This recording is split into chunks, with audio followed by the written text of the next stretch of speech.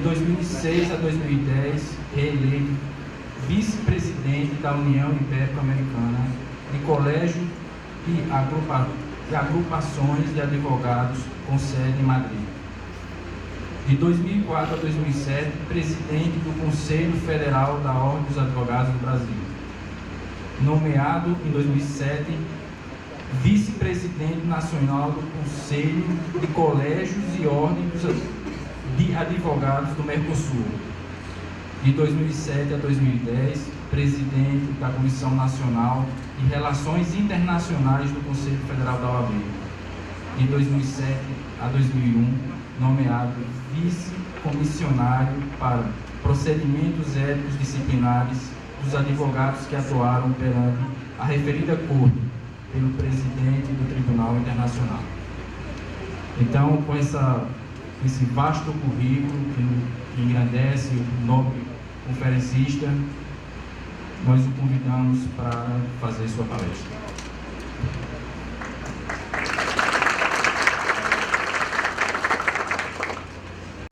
Que é Salvador, que é a Bahia de todos os santos e de todos os advogados brasileiros. Meus prezados, presidente Paulo Maia, que fizemos uma amizade em função dos mandatos que nós exercemos dentro da Ordem dos Advogados do Brasil. E quero te afirmar que me sinto tão paraibano quanto você, porque sempre digo, quando te vejo, sobre a nossa terra, já que eu sou cidadão honorário desse estado, cidadão honorário de Campina Grande, cidadão honorário de Catolé do Rocha, enfim, tenho grandes amigos dentro deste estado que eu admiro e respeito profundamente. Meu caro João de Deus, também sabendo da tua liderança aqui nesta cidade de Cajazeiras e também pelo esforço que você teve para prestigiar este evento que o Conselho Federal realiza aqui na tua cidade. Meu prezado presidente, Jacques Vanderlei, presidente de Pombal, aqui da Paraíba, também uma satisfação muito grande, eu que já fui presidente de sucessão e sei não só das agrúrias de ser presidente de uma sucessão, mas a responsabilidade de presidir a fronteira da advocacia, a defesa das prerrogativas dos advogados.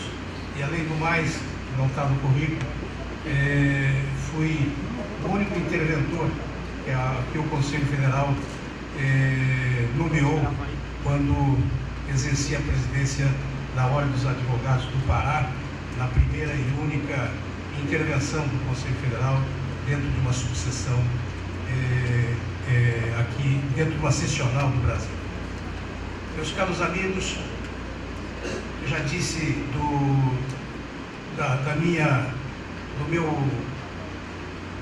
meu carinho que tenho pela Paraíba, me sinto muito bem aqui e em Cajazeiras eu já estive como presidente e aliás estive numa circunstância muito especial.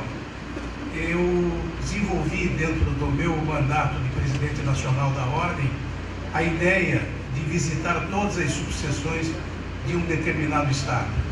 E comecei pelo Nordeste, comecei pelo Piauí. E para desenvolver este projeto, eu dependia do apoio de pelo menos um avião para poder se locomover com rapidez para que pudesse abraçar todos os advogados daquele estado. E em Teresina conheci uma figura extraordinária, a figura de João Claudino, do Armazéns Paraíba, que me cedeu um avião e eu fiz todo o estado do Piauí. E ele me colocou uma condição, que o segundo estado fosse a Paraíba e que a primeira cidade do estado da Paraíba fosse Cajazeiras, que era a sua terra natal. Trato feito, trato cumprido, vim a Cajazeiras, aproveitei um momento que nós tínhamos uma caravana da sessional discutindo as custas escorchantes que o Estado, que é o Poder Judiciário desse Estado, praticava contra os cidadãos paraibanos. E tivemos aqui inclusive lembrando pelo João de Deus, lançando a pedra fundamental da atual sede da subseção de Cajazeiras. Portanto, Cajazeiras é para mim uma cidade de muita estima, e eu tenho sempre a lembrança, quando eu vejo alguma coisa referida de Cajazeiras, me lembra o seu João Claudino, que foi realmente uma grande figura que eu conheci como presidente nacional da Ordem dos Advogados do Brasil. Luiz Viana é culpado da minha presença aqui agora. Foi João Claudino na passada e agora Luiz Viana. Eu fui convidado pelo presidente Felipe Santa Cruz para estar com ele aqui em Cajazeiras. E eu tenho uma satisfação muito grande de retornar ao Nordeste do Brasil. Eu disse para ele que viria, e o Luiz descobriu que eu estava vindo para Cajazeiras e me obrigou, praticamente a mano militar, a falar alguma coisa aos senhores. E o tema que eu escolhi para falar é sobre a inscrição obrigatória nos quadros da Ordem dos Advogados do Brasil e a sua implicação no mundo internacional da advocacia organizada. Este tema, que é muito rico, é muito sagrado para os advogados do mundo inteiro. Aqui no Brasil, curiosamente, não se dá muita importância. E não se dá muita importância porque a Ordem nasce em 1930, depois de um trabalho hercúleo de todos para a sua existência, já com a inscrição obrigatória. Diferentemente de outros países que até hoje estão buscando essa inscrição obrigatória. E a inscrição obrigatória é básica para, por exemplo, se estabelecer as prerrogativas profissionais, por exemplo. Uma caravana da seccional discutindo as custas escorchantes que o Estado, que é o Poder Judiciário desse Estado, praticava contra os cidadãos paraibanos. E tivemos aqui, inclusive, lembrando pelo João de Deus, lançando a pedra fundamental da atual sede da subseção de Cajazeiras. Portanto, Cajazeiras é para mim uma cidade de muita estima, e eu tenho sempre a lembrança, quando eu vejo alguma coisa referida de Cajazeiras, me lembra do seu João Claudino, que foi realmente uma grande figura que eu conheci como presidente nacional da Ordem dos Advogados do Brasil. Luiz Viana é culpado da minha presença aqui agora. Foi o João Claudino na passada e agora Luiz Viana. Eu fui convidado pelo presidente Felipe Santa Cruz para estar com ele aqui em Cajazeiras. E eu tenho uma satisfação muito grande de retornar ao Nordeste do Brasil. Eu disse para ele que viria, e o Luiz descobriu que eu estava vindo para Cajazeiras e me obrigou, praticamente a mano militar, a falar alguma coisa aos senhores. E o tema que eu escolhi para falar é sobre a inscrição obrigatória nos quadros da Ordem dos Advogados do Brasil e a sua implicação no mundo internacional da advocacia organizada. Este tema, que é muito rico, é muito sagrado para os advogados do mundo inteiro. Aqui no Brasil, curiosamente, não se dá muita importância. E não se dá muita importância porque a Ordem nasce em 1930, depois de um trabalho hercúleo de todos para a sua existência, já com a inscrição obrigatória. Diferentemente de outros países que até hoje estão buscando essa inscrição obrigatória. E a inscrição obrigatória é básica para, por exemplo, se estabelecer as prerrogativas profissionais, por exemplo, que é um dos predicados mais caros, mais sagrados que a advocacia tem, não só aqui no Brasil, como em todo o mundo. Eu queria também cumprimentar os meus queridos amigos conselheiros federais, presidentes de seccionais que estão aqui presentes, e dizer que a inscrição obrigatória é um tema discutido no mundo inteiro, desejado no mundo inteiro, e nós já nascemos com isso. A evolução das prerrogativas profissionais, indiscutivelmente, passaram por esse instituto. A inscrição obrigatória do advogado dentro de uma instituição privada, dos próprios advogados, mas que pratica uma função delegada do Estado, que é organizar e selecionar a advocacia brasileira. A partir daí, podemos alçar voos mais profundos, podemos estabelecer o exame de ordem, por exemplo, estabelecendo o mínimo da capacitação técnica que o advogado deve ter para exercer a sua profissão. Eu digo sempre que a inscrição obrigatória enseja a que nós tenhamos uma organização e também uma unicidade. Nós somos uma das maiores corporações de advogados do mundo. Nós temos quase 1.200.000 advogados militando com inscrição dentro da Ordem dos Advogados do Brasil. Nós temos milhares de cursos de direito e também formando inúmeros milhares de advogados todo ano. Se nós não tivéssemos um exame de ordem que aferisse o mínimo da capacidade postulatória, nós estaríamos aliando a deficiência do ensino jurídico, que vai ser tema ainda deste painel posteriormente, nós estaríamos enfrentando um verdadeiro caos dentro da advocacia brasileira. Uma breve colocação histórica dentro da evolução das prerrogativas e da inscrição obrigatória.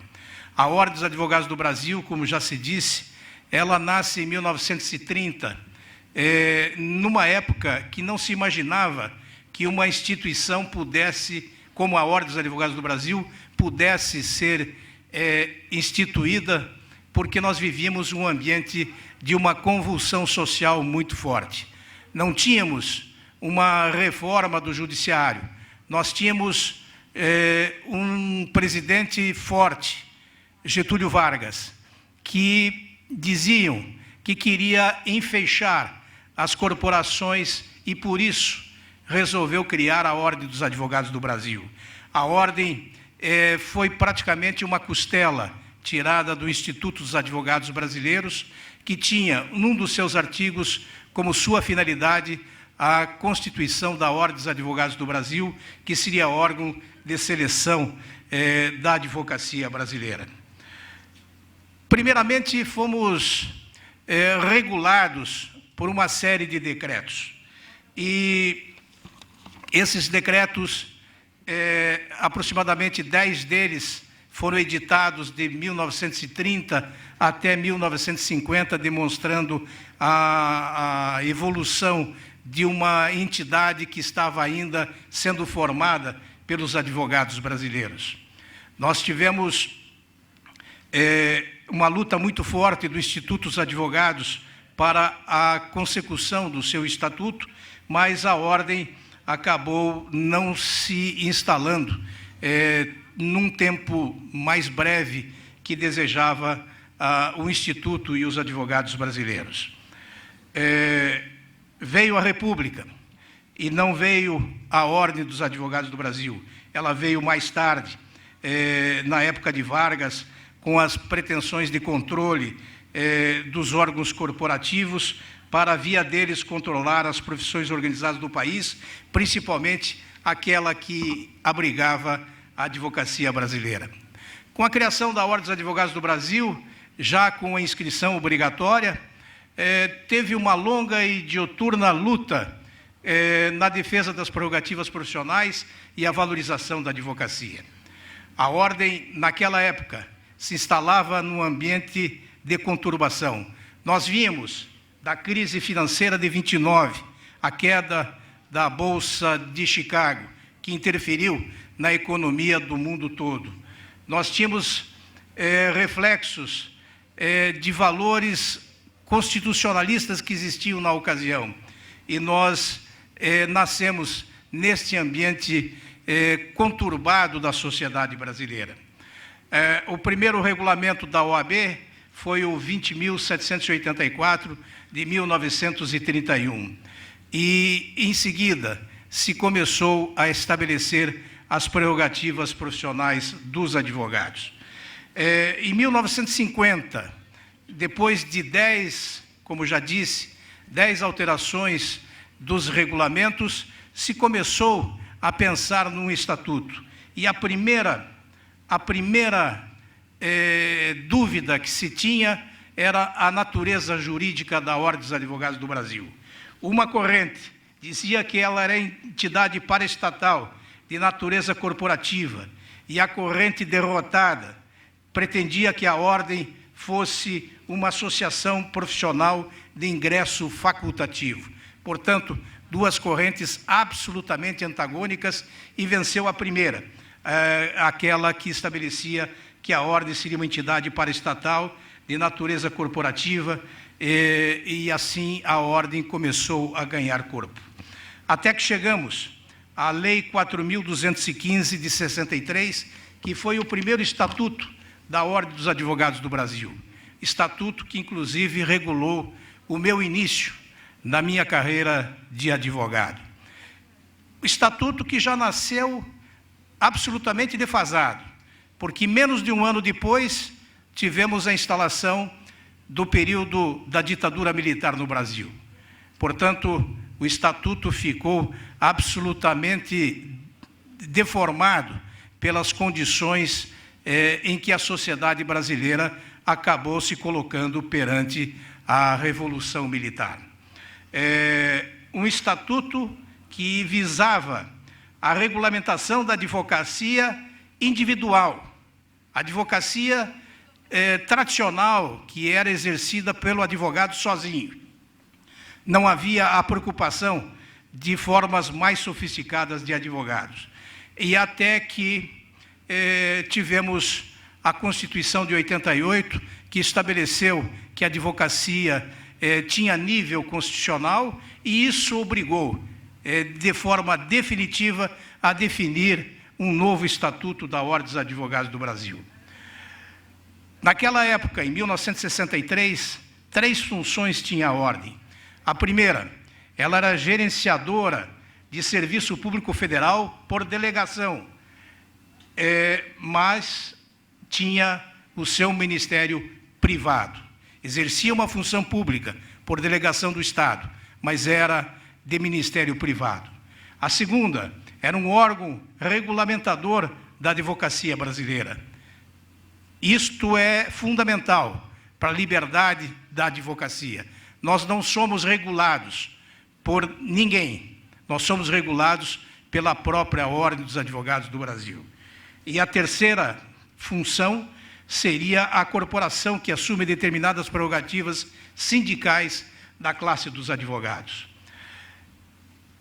O Estatuto foi sendo discutido e foi entregue ao então presidente da República, Itamar Franco, em julho de 94, e se transformou na Lei 8.906/94, em vigor até os dias de hoje.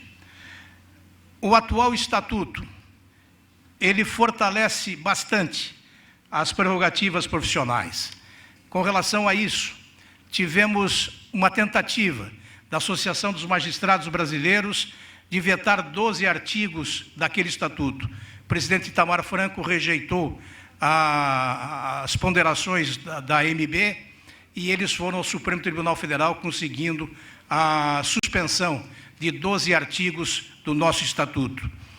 O Estatuto tinha sido relatado no Congresso por Nelson Jobim, e quis o destino que 12 anos depois, Nelson Jobim, como presidente do Supremo Tribunal Federal, colocasse em julgamento esta ação direta de inconstitucionalidade, e era, inclusive, na minha gestão de presidente. E a AMB atacava princípios que não favoreciam nada a magistratura, mas eram artigos ligados à valorização da advocacia, como honorários de sucumbência, imunidade do advogado, inviolabilidade do escritório, prisão em flagrante, direito à sala de Estado Maior, sustentação oral, jornada de trabalho. Portanto, matérias muito próprios do exercício da advocacia e não dos predicados da magistratura. E ganhamos no Supremo praticamente todas essas colocações de forma absolutamente tranquila dentro da Suprema Corte brasileira. Na ocasião, o nosso advogado tinha sido o José Guilherme Vilela, que recentemente esteve novamente em evidência, porque foi julgado a semana passada ou retrasada a sua filha como mandante do assassinato dele, José Guilherme, que foi um grande advogado e advogado do Conselho Federal nesta ação importantíssima para a Ordem dos Advogados do Brasil. Em termos, se aqui no Brasil nós não damos uma importância muito grande à existência da inscrição obrigatória, nós legamos às colônias portuguesas, por exemplo, que foram criadas com a independência de Portugal, estatutos que já preconizavam a inscrição obrigatória.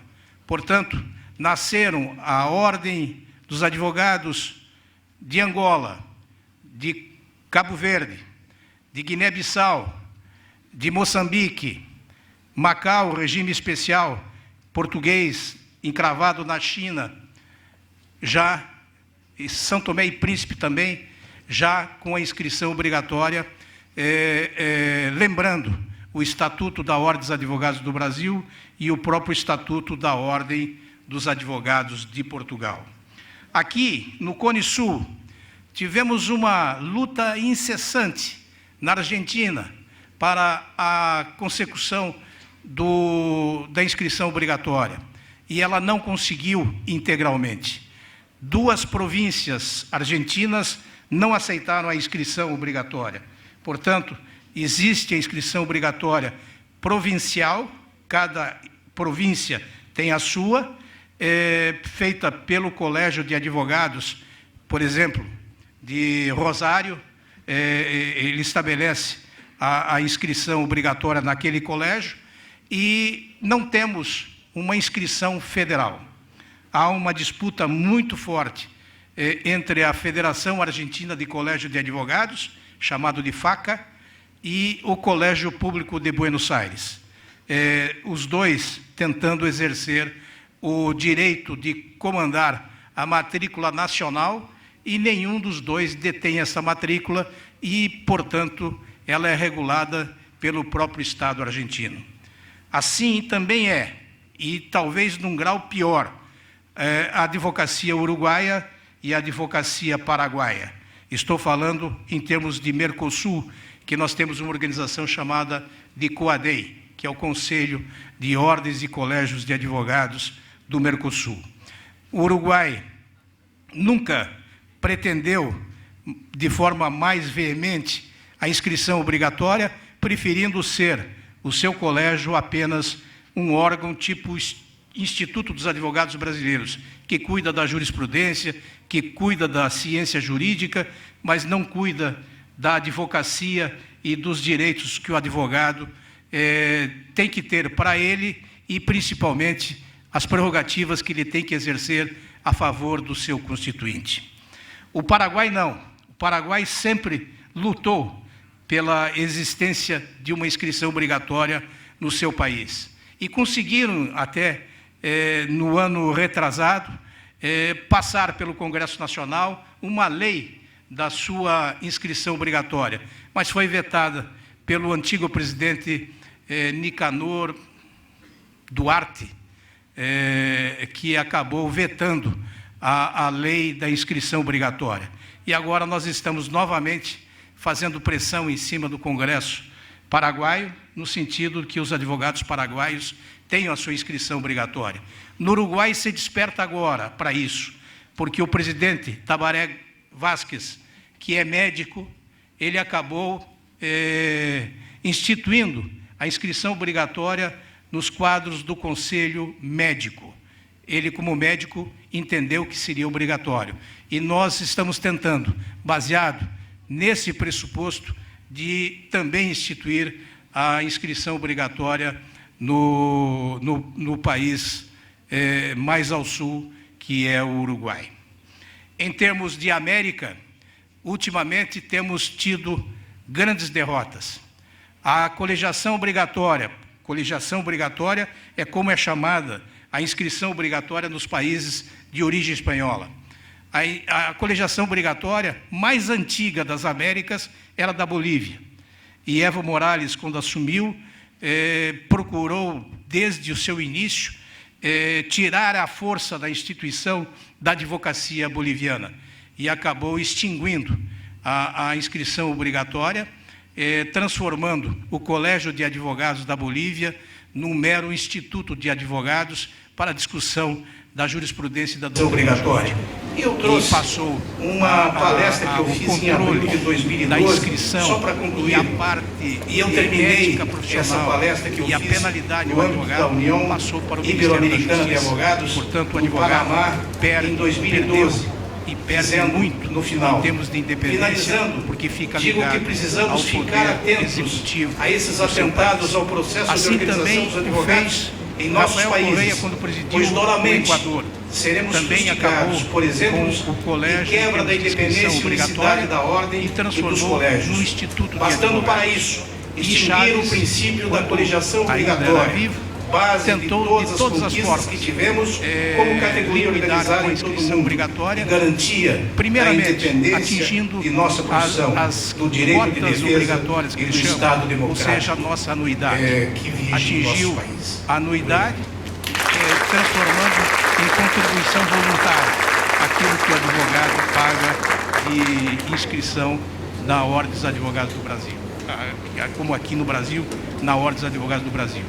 E o Conselho, o Colégio de Advogados da Venezuela, acabou sobrevivendo, vendendo patrimônio que tinha amealhado ao longo do tempo. Eu queria fazer depois, em função de uma disputa política entre duas chapas, na disputa da presidência do Colégio da Venezuela, Chaves se aproveitou do ensejo e instalou uma junta diretiva chavista que ela perdura até hoje, sem eleição, sem nada, e que controla a advocacia, ou seja, o próprio Estado controla a advocacia da Venezuela. E os antigos líderes da advocacia venezuelana hoje se abrigam na Associação dos Licenciados em Cursos Superiores, uma organização que criaram tentando substituir a Ordem dos Advogados, o Colégio de Advogados da Venezuela. Também sofremos um ataque muito grande vindo da Europa com as diretrizes do mercado comum europeu, as diretrizes comunitárias, que estabelecem que o ato de advocacia é um ato comercial. E, sendo o ato comercial, ele está sujeito ao Código de Defesa ao Consumidor. O que nós, aqui no Brasil, entendemos justamente ao contrário, que o ato de advogar não é um ato mercantil e, portanto, ele pode ser regulado pela Ordem dos Advogados do Brasil. Assim, na Inglaterra, se permite que qualquer profissional pode fazer a defesa de quem quer que seja. Por exemplo, uma lesão estética numa cirurgia, em vez de se contratar um advogado, pode-se contratar um médico para que faça a defesa ou atenda os interesses daquele paciente que se julgou prejudicado. A colegiação obrigatória, ela está sendo discutida em vários países do mundo. Além desses que eu me referi, o México faz um trabalho incessante. Lá nós temos diversos colégios de advogados, todos eles estão se unindo no sentido de criar o Colégio Nacional do México para exigir do governo e do Congresso, principalmente do Congresso, a existência de uma lei que traga a colegiação obrigatória. No Brasil, a colegiação, ela auxilia a que se regule o mercado, hoje globalizado, da advocacia. melhora o padrão ético da profissão, indiscutivelmente. Ajusta a questão ética em quadro de excesso de advogados. Auxilia na preservação da unidade e organização, visando proteger as prerrogativas profissionais, que é fonte da defesa dos direitos individuais e coletivos. Esse assunto é um assunto palpitante e que o advogado normalmente não faz dimensão da importância que seja a inscrição obrigatória. E, nesse ano, nós tivemos uma provocação do Poder Executivo brasileiro, quando o ministro da Economia, Paulo Guedes, lançou a PEC 108/19, tirando a possibilidade da Ordem dos Advogados do Brasil de estabelecer anuidade aos advogados. Isto, quando ocorreu na Bolívia e no Equador, foi aplaudido pelos advogados. Na sequência, eles viram as consequências que houve. E, realmente, para se liquidar com esse patrimônio que o Brasil construiu ao longo dos tempos, que se chama a Ordem dos Advogados do Brasil, é muito simples, é só se extinguir a inscrição obrigatória, transformando numa inscrição voluntária, para que, em pouco tempo, nós tenhamos o fim das prerrogativas profissionais e da liberdade profissional dos advogados. Era isso que eu tinha para trazer aos senhores, principalmente o alerta desta condição da inscrição obrigatória. E eu trouxe uma palestra que eu fiz em abril de 2012, só para concluir, e eu terminei essa palestra que eu fiz no âmbito da União Ibero-Americana de Advogados, no Panamá, em 2012, dizendo no final: finalizando, digo que precisamos ficar atentos a esses atentados ao processo de organização dos advogados em nossos países, pois doramente seremos fustigados por exemplos de quebra da independência e unicidade da ordem e dos colégios, bastando para isso extinguir o princípio da colegiação obrigatória, base de todas as conquistas que tivemos como categoria organizada em todo o mundo e garantia da independência de nossa profissão, do direito de defesa e do Estado democrático que vige em nossos países. Muito obrigado.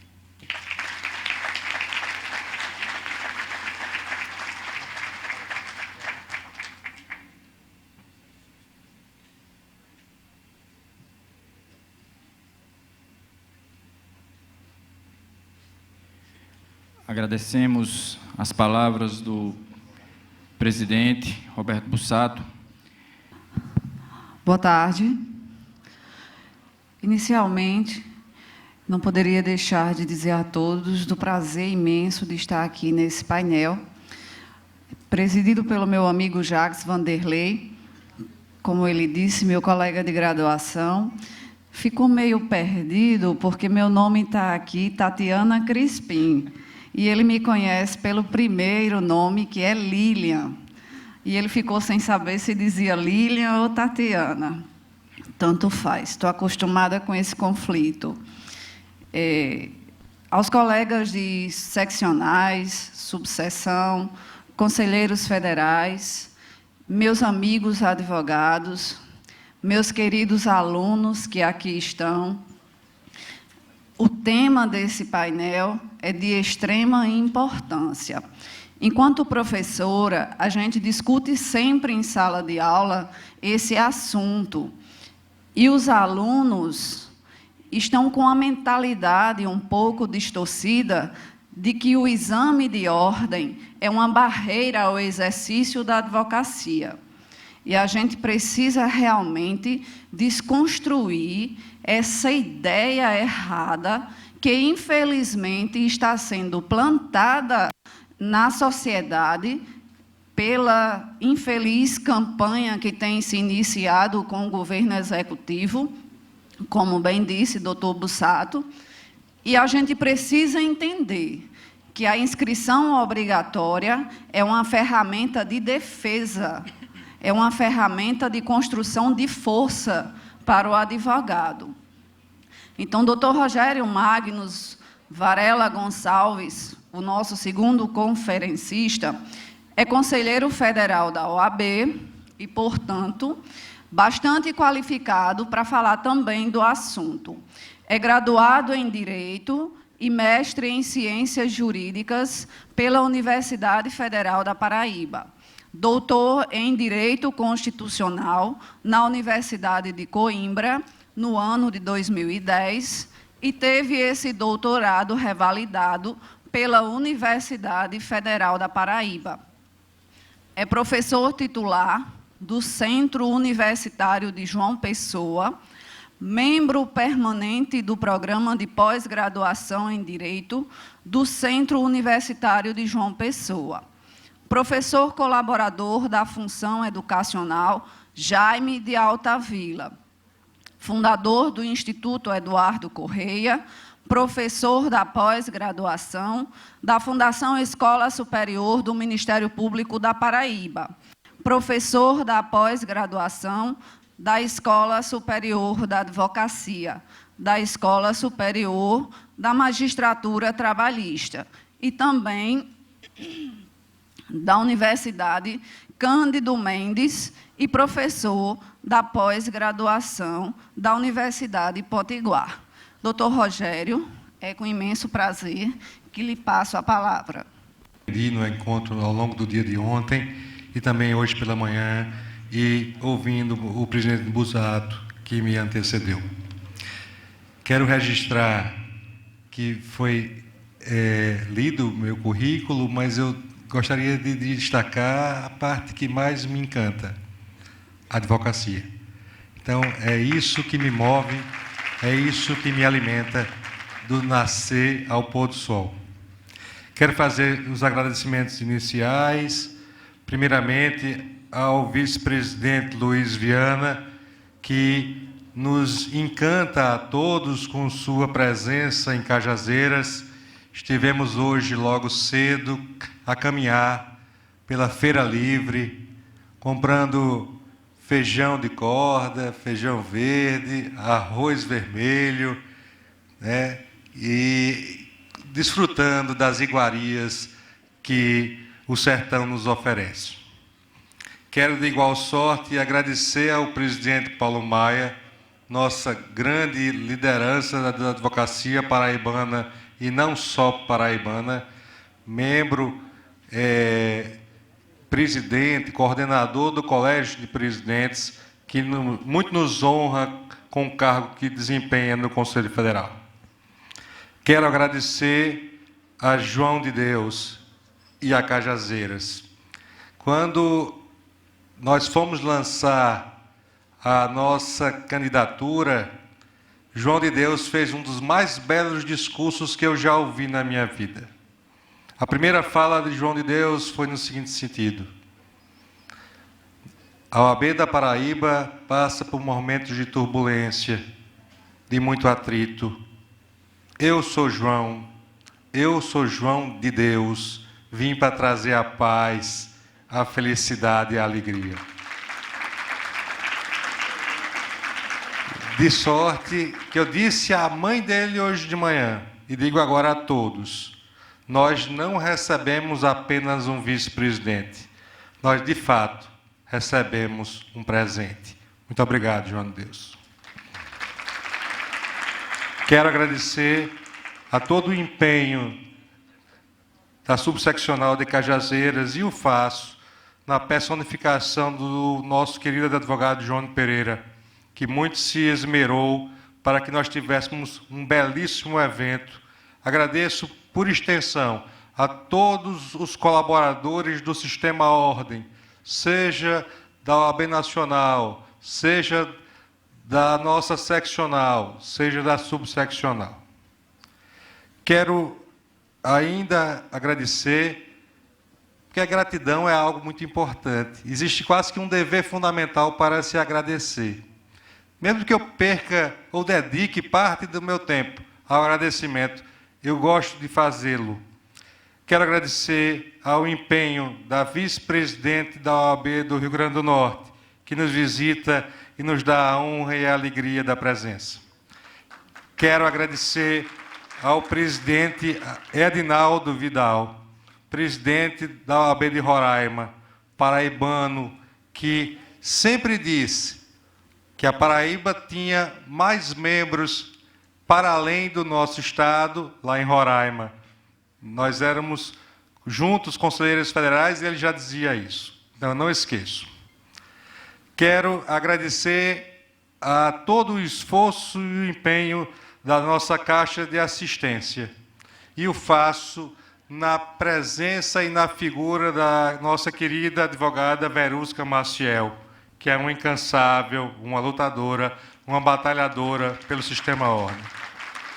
Agradeço a nossa diretoria e o faço em registro dúplice, na presença e na intenção de Larissa, nossa tesoureira, e também de Felipe, nosso secretário-geral. São pessoas que têm dedicado muito do seu esforço para que a nossa OAB esteja cada vez melhor.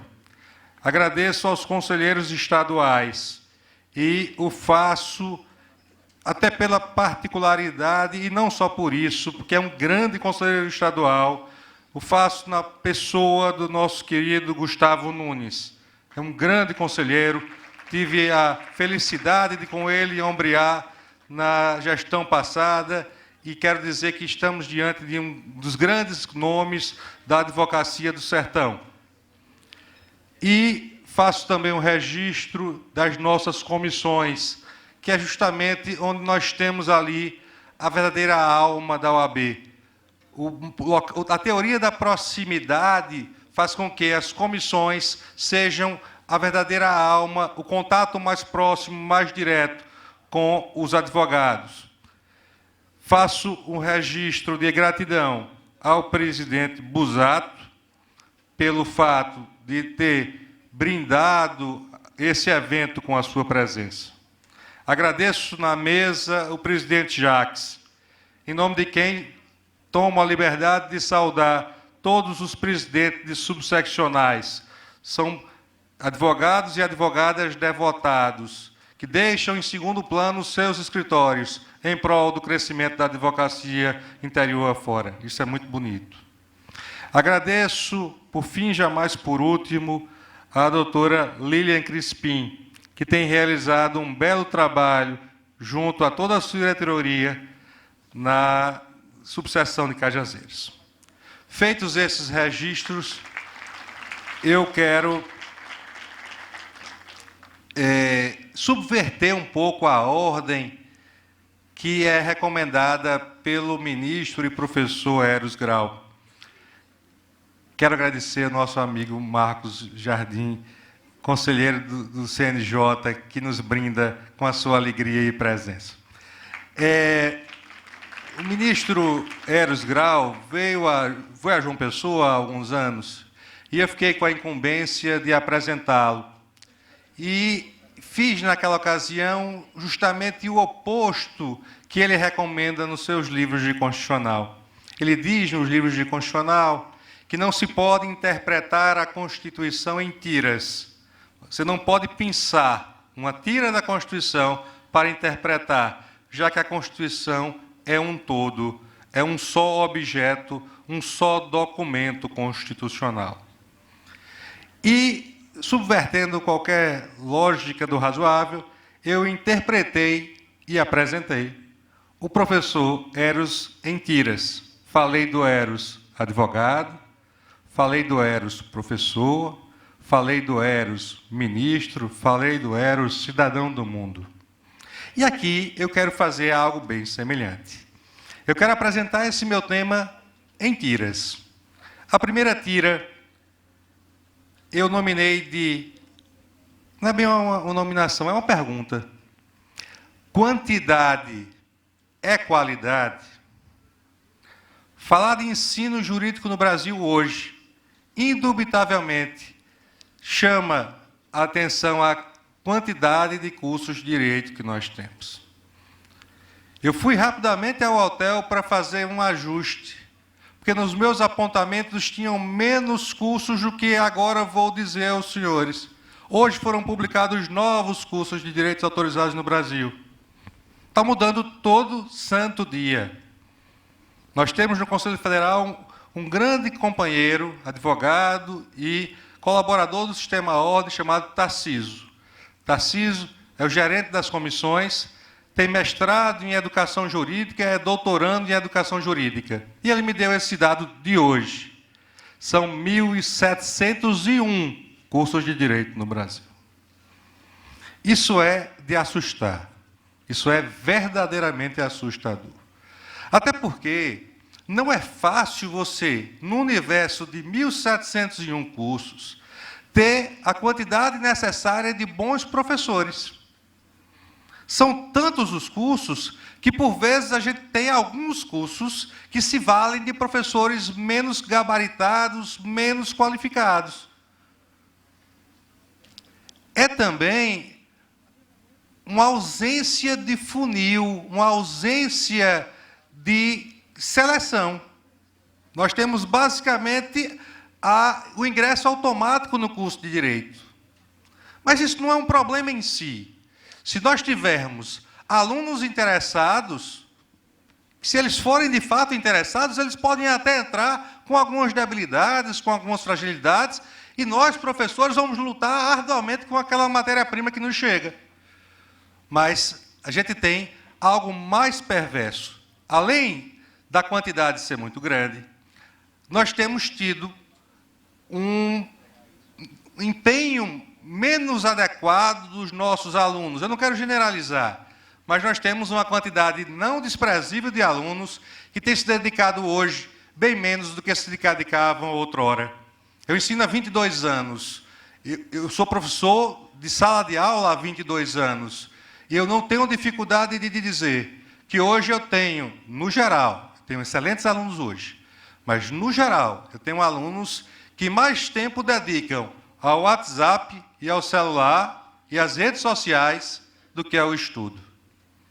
Eu fui dar uma palestra em Bauru, eram 800 pessoas, e eu disse, quem daqui, quase todos os alunos, quem daqui dedica mais tempo ao estudo do que às redes sociais? 2 levantaram a mão. Então, é isso que a gente tem que enfrentar. Nós temos uma quantidade desmedida de cursos de direito, muitos deles criados com fins de mercantilização da educação jurídica nesse país, já que é um curso barato e rentável.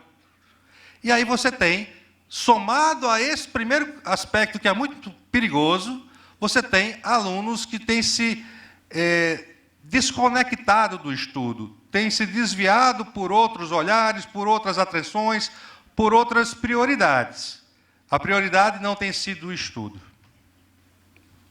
Primeiro aspecto, primeira tira. O segundo aspecto, EAD. É o canto da sereia para os donos de faculdade de Direito. Todo mundo pensa que vai baratear seus custos com EAD. Eu ministrei há pouco mais de um ano uma palestra em uma instituição que congregava, é a Associação Brasileira dos Centros Universitários, lá em Brasília, onde eu tinha na plateia 60 donos de grandes centros universitários. Eram só os donos da grande massa educacional desse país. E eu dizia a eles, vocês acham que EAD é algo positivo para o negócio de vocês? E eles, com ingenuidade encantadora, amanhã é o dia das crianças, e eles tinham uma ingenuidade infantil. Isso é muito bom para a gente vai economizar muito. Em vez de contratar 100 professores, eu contrato um, faço esse ensino à distância com tutores e eu resolvo a minha vida. Eu ri, disse, olha, é interessante vocês não perceberem que vocês estão eliminando o negócio de vocês. Ficarão 5 ou 6 grandes cursos com grandes plataformas de EAD e que vão esmagar os outros 55 aqui. Vocês estão decretando o fim de vocês. Vocês não se apercebem disso. Um EAD bem feito é caro, não é barato. O que eles querem fazer é um arremedo de EAD. Então, não é EAD de verdade, é um arremedo de EAD. E o arremedo de EAD é muito barato, mas só vai ser mantido pelas grandes corporações, 5 ou 6, não passa disso. O resto tudo vai quebrar. O EAD é algo que até o próprio sistema ordem utiliza. E eu não quero parecer incoerente quando eu falo de EAD. Mas o EAD utilizado pelo sistema ordem é um EAD dedicado a pessoas mais maduras, para cursos de menor duração, cursos mais pragmáticos e de menor duração e para pessoas mais maduras. Você imagine o desastre que é você ter um curso de 3.700 horas para crianças que acabaram de sair de vestibular. É assustador isso. Há uma amiga minha que fez doutorado comigo e ela tem idade de ser minha mãe. E ela disse: Rogério, hoje em dia está tão difícil ensinar. É professora de Constitucional em Minas Gerais. Eu quase tenho que fazer, diz ela, aspas abertas, eu tenho quase que fazer striptease para os alunos olharem para mim. Fecha aspas. Agora, se isso existe, essa dificuldade de vinculação, com você presente numa sala de aula, o que é que vai ser de um indivíduo na frente de uma tela de computador sem ninguém fiscalizando? Então, EAD é algo que não me parece um bom destino. Nós temos várias sinalizações do MEC flertando com EAD. Teremos que ter embates fortes pela OAB e pela sociedade em defesa da educação jurídica de qualidade. Próxima tira. Novas diretrizes curriculares nacionais. Aqui, faço um registro. O sistema OAB foi chamado para participar do debate das novas diretrizes curriculares nacionais, muito em virtude de uma pessoa. Eu gosto de fazer esse registro, porque é fazer justiça. De janeiro para fevereiro de 2016, estava para ser aprovada a nova regra do curso de Direito no Brasil, as novas diretrizes curriculares nacionais. E um professor da Paraíba, professor Loureiro, que era membro do Conselho Nacional de Educação, do CNE, o professor Loureiro me liga: Rogério, a gente precisa que a OAB esteja presente. A gente precisa que a OAB se faça ouvir nessa mudança que quer ser implementada. Liguei automaticamente para o presidente Lamáquia e ele designou a mim e o professor Marisvaldo para que fôssemos até essa reunião. Quando a gente lá chegou, já estava tudo pronto para ser aprovado. Fevereiro de 16. Só dados rápidos para vocês, que eu não quero cansar ninguém. O curso de Direito seria feito em 3 anos. Sairíamos de 5 para 3.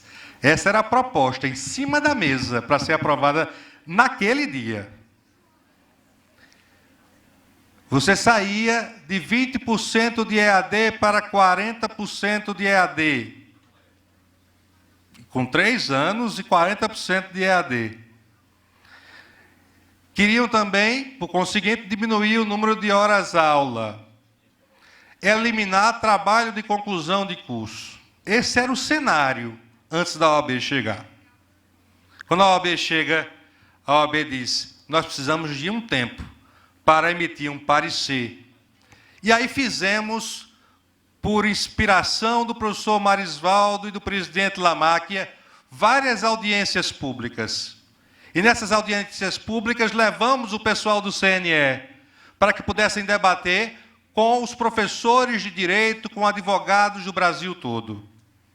E ao final de mais de 2 anos de debates, a OAB teve grandes conquistas. gigantes conquistas. Nós mantivemos o curso em 5 anos. Nós não tivemos alteração do número de horas-aula, que ia sair de 3.700 para 2.000 e pouco. Então, foram grandes vitórias da advocacia que, às vezes, a gente não teve a felicidade de comunicar para a sociedade. Então, eu me valho de eventos como esse para que a gente possa fazer essa comunicação. Foram grandes manutenções que têm o intuito de fortalecer o ensino jurídico desse país.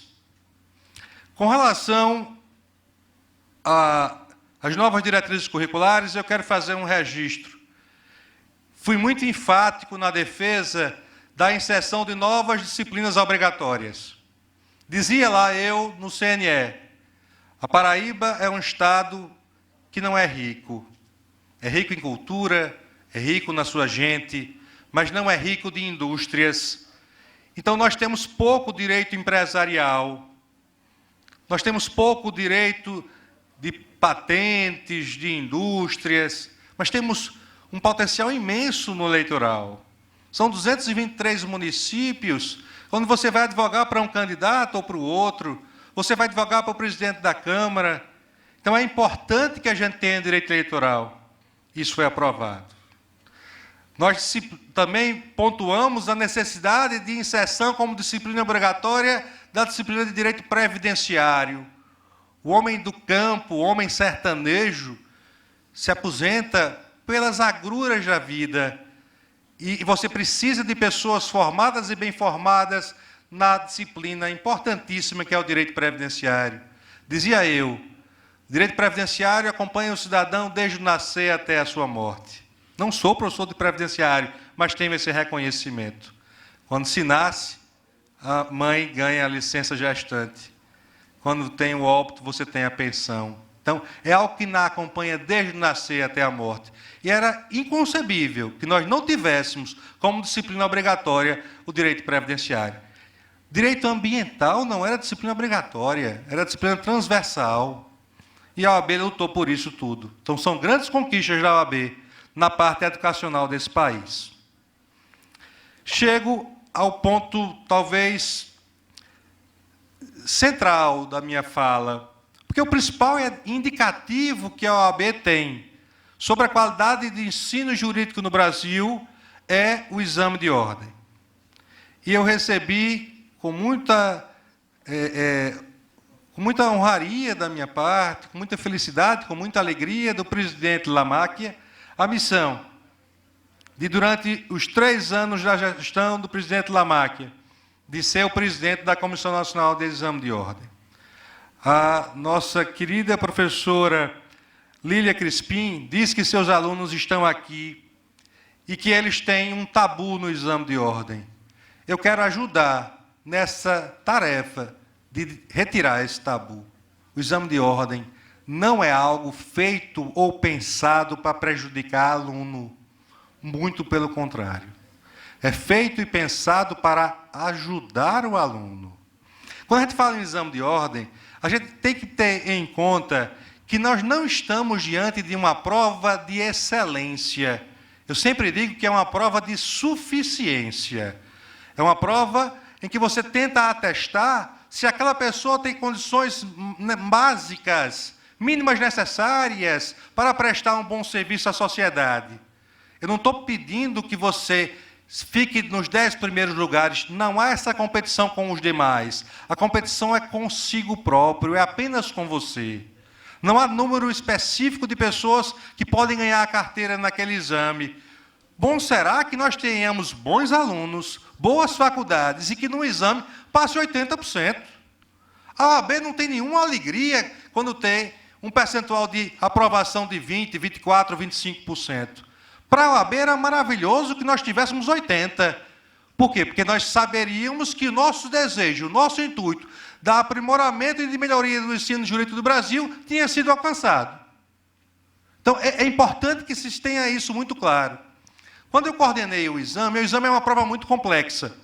Nós estamos falando de 130 mil candidatos por exame em média. São 3 exames por ano. Então, a gente está falando de 390 mil, 400 mil candidatos. E a minha recomendação era muito simples. Eu quero uma prova que tenha 60% de questões medianas, 20% de questões bem fáceis e 20% de questões mais difíceis, mais complexas. Então, não há nenhum intuito de reprovação quando se faz uma prova com essa dosimetria. 60, mediano, 20, fácil, e só 20, um pouco mais difícil. É importante que se tenha em conta que nós mantivemos o número de horas da prova e diminuímos a prova. A prova que era 100 questões passou a ter 80.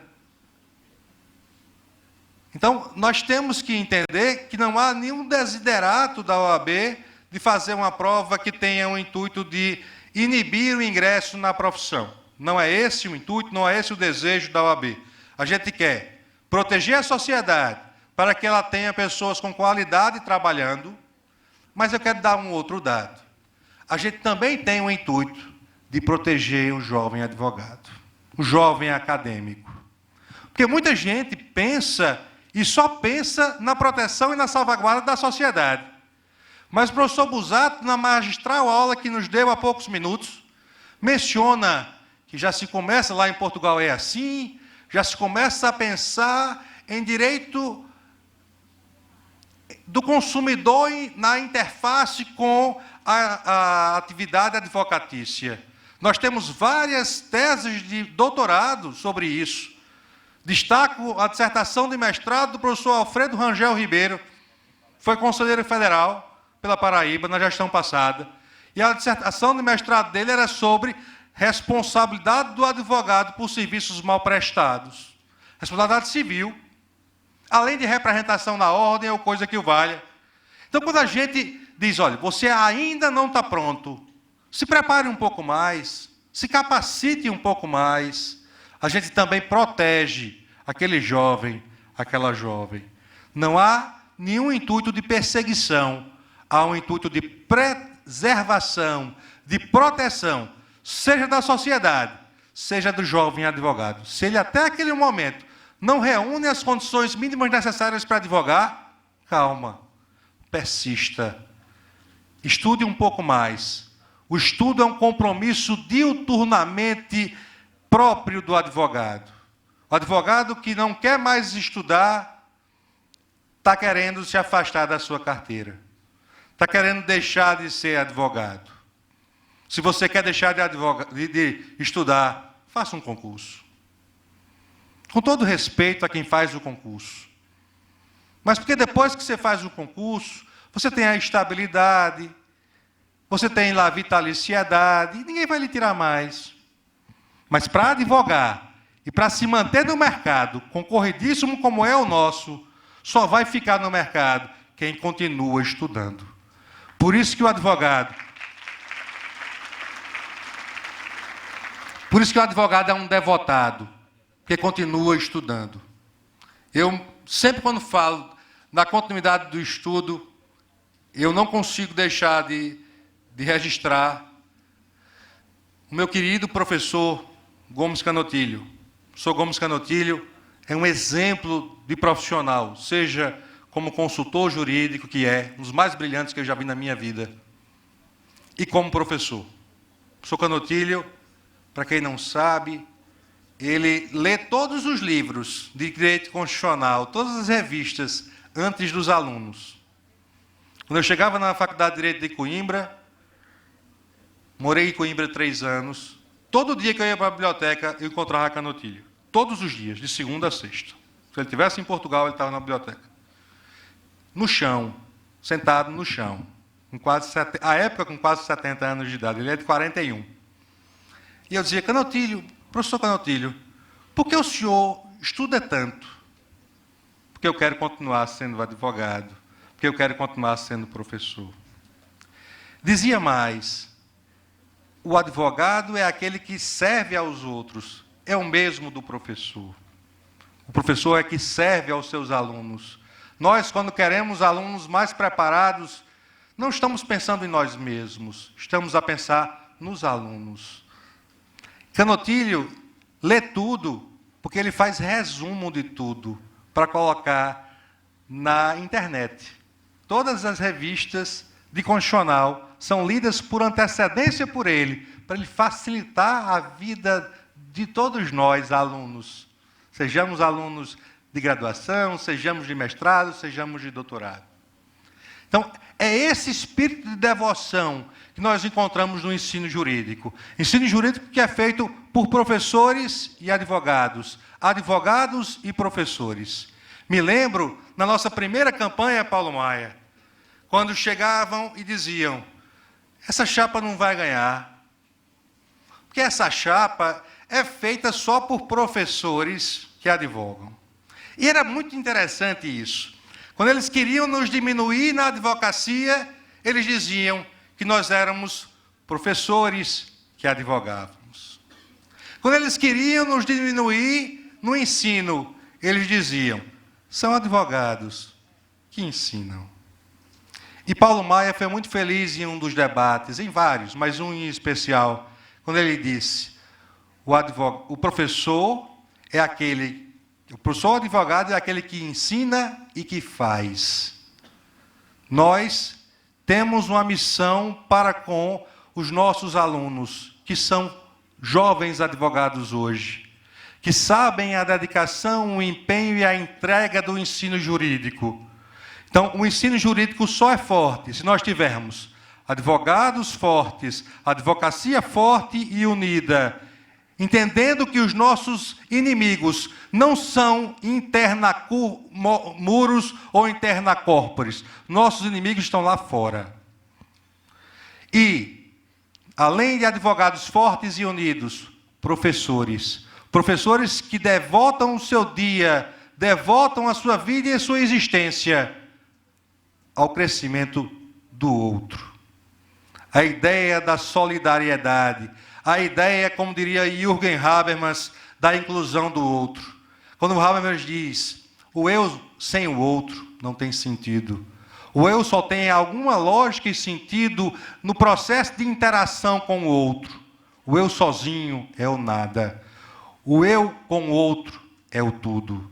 Então, registro aqui minhas palavras de entrega e de dedicação do ensino jurídico para com o outro, para com todos vocês. Muito obrigado. Bom dia.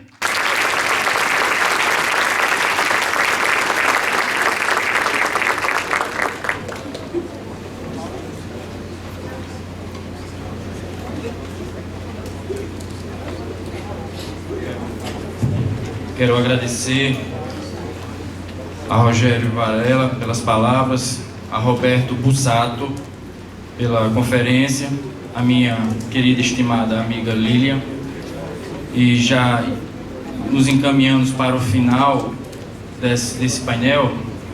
Eu recebi ali fora um presente da seccional do Rio Grande do Norte, nossos irmãos potiguars, e é um cordel. E eu queria encerrar esse painel com um recadinho aqui do cordel, que fala assim: para fechar com chave de ouro.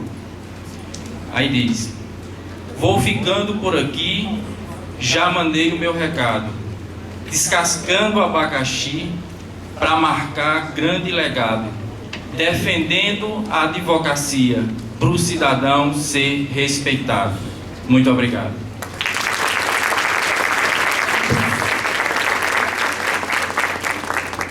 E agora vamos fazer as entregas dos certificados.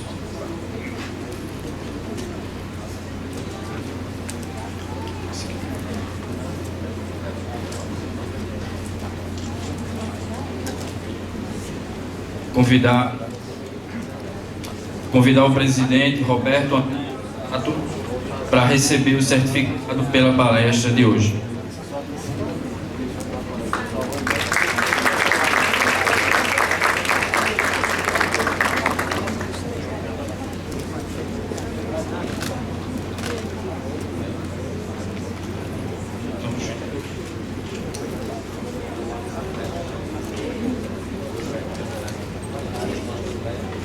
Convido Tatiana Crispim para receber o seu certificado como atora do painel.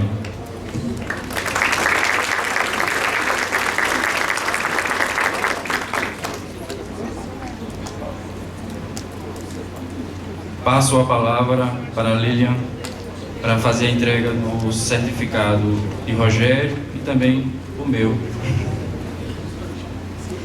É com muita honra que eu entrego o certificado de participação nesse painel ao Dr. Rogério Magnus Varela Gonçalves, que tão brilhantemente colaborou no evento da advocacia sertaneja.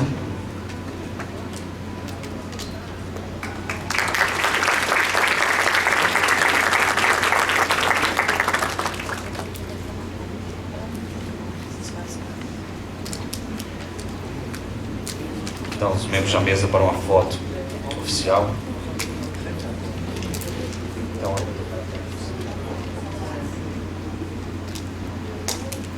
Só mais um certificado. Me sinto extremamente honrada em entregar o certificado do meu amigo Jacques Ramos Vanderlei, que um dia estivemos como vocês aí, meus queridos alunos, né, na labuta árdua dos bancos da universidade, e a gente não sabia nem o que ia ser quando terminasse o curso, e hoje estamos aqui. Então todos vocês têm uma batalha severa, mas com certeza também poderão escolher a advocacia e tenho certeza que serão brilhantes profissionais. Jacques, um orgulho lhe entrego. Meu irmão. faremos então uma foto oficial com todos na mesa, por gentileza.